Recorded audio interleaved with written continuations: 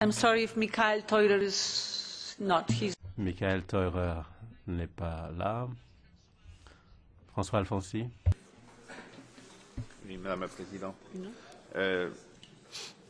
Notre groupe a sur cette question du cadre financier pluriannuel des positions assez en ligne avec ce que la Commission du budget et ce que nous avons exposé hier, à savoir deux choses. La première, il faut à tout prix préserver une politique de développement régional dans le cadre du cadre financier pluriannuel et notre Commission doit être capable de mettre sur la table les arguments pour cela, les principaux étant que cette politique de développement régional européenne, c'est la vraie plus-value européenne et c'est une véritable arme pour lutter contre la crise et pour réarmer les régions les plus en difficulté face à la crise économique.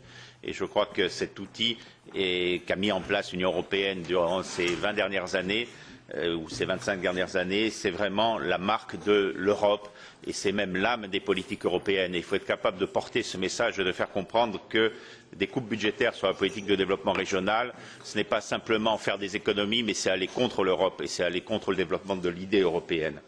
La seconde chose, c'est qu'il nous semble important d'amener la Commission, qui a des objectifs très affirmés et effectivement un cadre peu flexible dans les propositions qu'elle nous fait, à raisonner de façon plus flexible tout en ne perdant pas ses priorités.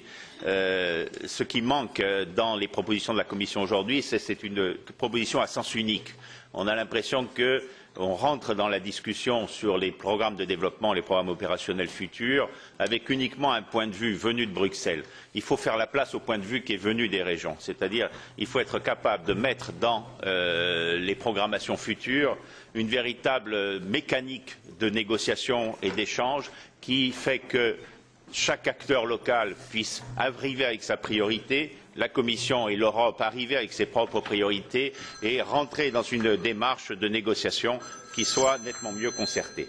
Voilà un peu les priorités que nous souhaiterons développer et je pense que la démarche qui s'engage aujourd'hui est vraiment capitale pour la suite de l'Union européenne, notamment sur cette période 2014-2020. Merci beaucoup, François. I would like to suggest that...